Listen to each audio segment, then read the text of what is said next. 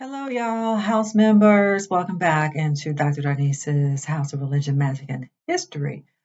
We got something going on in our country now. This is why I am expanding this channel. It's a state of emergency. The state of emergency, y'all, is why I'm coming on here. I hadn't even planned to do this video today, but I can't take it. The state of Florida is off the chain. The state of Florida is taking us back to Jim Crow and a Reconstruction time period. Okay, what do I mean? Let me slow down. So surely you've seen the news where the governor from the state of Florida, Ron DeSantis, and the Board of Education there has decided that in order to give a fuller history of these United States of America, he would like it to be taught, or they would like it to be taught in Florida schools that African Americans enslaved gained benefits. And so they feel that in order to talk about slavery, what should also be included in the curriculum is that enslaved people gained skills that they could benefit from too. Okay, now everybody can hear how crazy that is, because as soon as you say slaves benefited from anything related to slavery, you're already off on the wrong foot. But what's happening here, and I hope that you all watching understand what kind of state of emergency we really are in. What's happening is we are experiencing a revisionist history at work. Because one thing about Ron DeSantis and the state of Florida is they are out in public with what they are doing, attempting to minimize the horror of chattel slavery, attempting to allow white people to feel better about themselves, attempting to where they can just feel like, oh, slavery wasn't so bad because it gave African Americans, African people, food and shelter, and ultimately gave them skills that they could also benefit from. Now, mind you, this is the same governor, the same school system that says AP African American history is without any educational value. So again, I hope, my dear viewers, that you understand the state of emergency that we are in, because this is nothing less than Jim Crow. This is Jim Crow. Earlier in the 19th, really the late 1800s, the 19th century, after emancipation, we enter into a period called Reconstruction. Most Americans are really ignorant about Reconstruction. This is what happened after the Civil War. The country is fractured, right? So Reconstruction literally means, how do we reconstruct America now? Who's free? And how do we deal with this new nation that we now have? America has two problems: how to reunite itself, and two, what to do with this now free population of Black people, which America never intended to have. You got to keep that front and center. America never envisioned itself to be a nation where African people would be free. So Reconstruction introduces this massive problem: what to do with this free Black population. And we are still in 2023 dealing with the fact that America doesn't know what to do with its free Black population. So here we are, right, dealing with what has never really been dealt with since the time of Reconstruction. Here we are dealing in 2023 with a governor who says, in my state of Florida, we're going to talk about how African people in slavery benefited. Now, I don't think I need to really, at least not in this forum for this audience, break down why that is a ludicrous statement from jump. But I don't think I have to. In other audiences, I do have to, and I am doing that on Twitter. I've reactivated my Twitter account for another reason altogether because I'm involved in a writing project and we're using Twitter. So I am breaking things down more for that environment and that audience because people on Twitter really do act like they don't know nothing. Okay, so I got to break it down more there and certainly in the classroom. But for this community here, we already understand that once you're talking about slavery, we're not talking about any benefits, but something else that's presupposed in his statement and that will fly over the heads of most Americans is, and reinforce their prejudices, is the idea that African people came here without any skill. See, African people in slavery developed or gained skills. We already came as highly skilled people. That is one of the reasons why here I am in the Low Country now. I'm in Savannah, Georgia now. South Carolina, Georgia, North Florida. Well, the Europeans here initially coming to these United States did not know how to grow rice sufficiently for profit and for their own food source. Who did they get? They intentionally went and got African people on the other side of the Atlantic Ocean, right, who knew how to cultivate rice, already had the skill set for how to maximize the growing and cultivation of rice.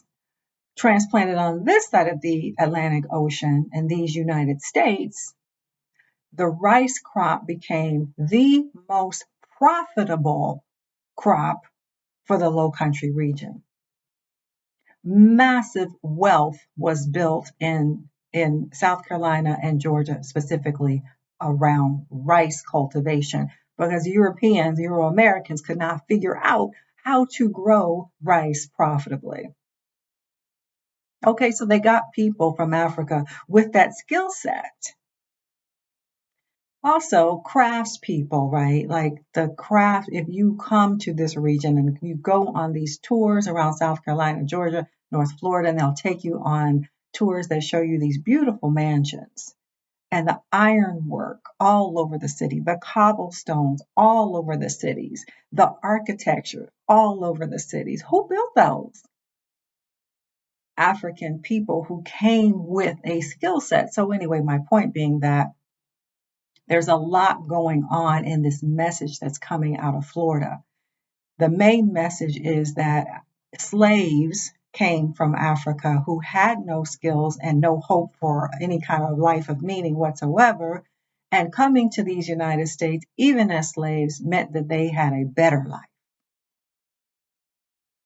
That's the subtext that maintains white supremacy, the same white supremacy that wants to minimize the impact of slavery, wants to revise that history so that they can essentially be done having to talk about it. Because as they keep saying, well, we don't want our white children to go to school and feel bad. They don't want white children to feel bad for the actions of their own ancestors. Now, they're not obviously concerned about whether our children feel bad or whether Native American children feel bad.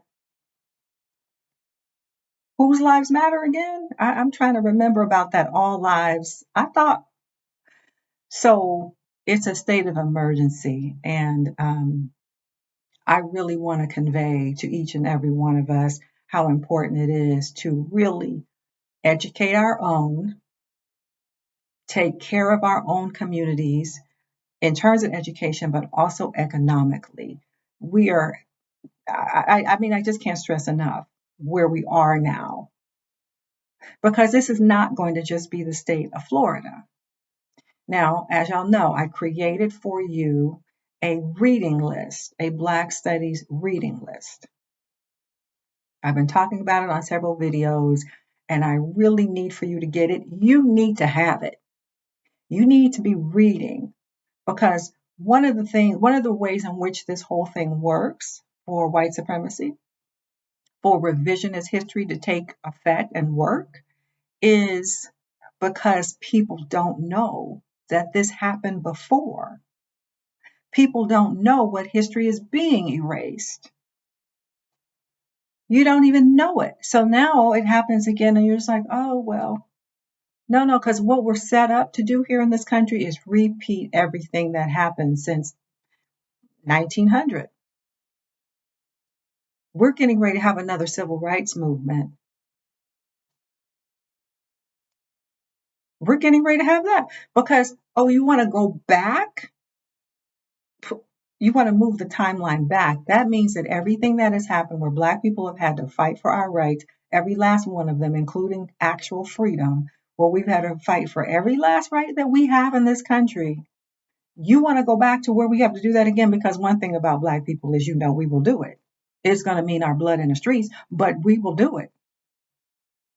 And so, as James Baldwin said, it is the fire. It's the fire now. James Baldwin said, "It's the fire next time." It's all ablaze right now. It's the fire this time. So again, it is imperative that you have an understanding about what we're looking at because we're getting ready to repeat it. And now your children and your grandchildren are going to have to deal with it. They're preserving the comfort of their own children. They're prepared to teach their own children what they want them to know. What about us? Are we still going to expect that they are going to educate our children fully? Not only are they not going to educate our children fully, they want to miseducate the entire country about what went on here. That is a slap in the face to our ancestors, every last one of them who lived and died here.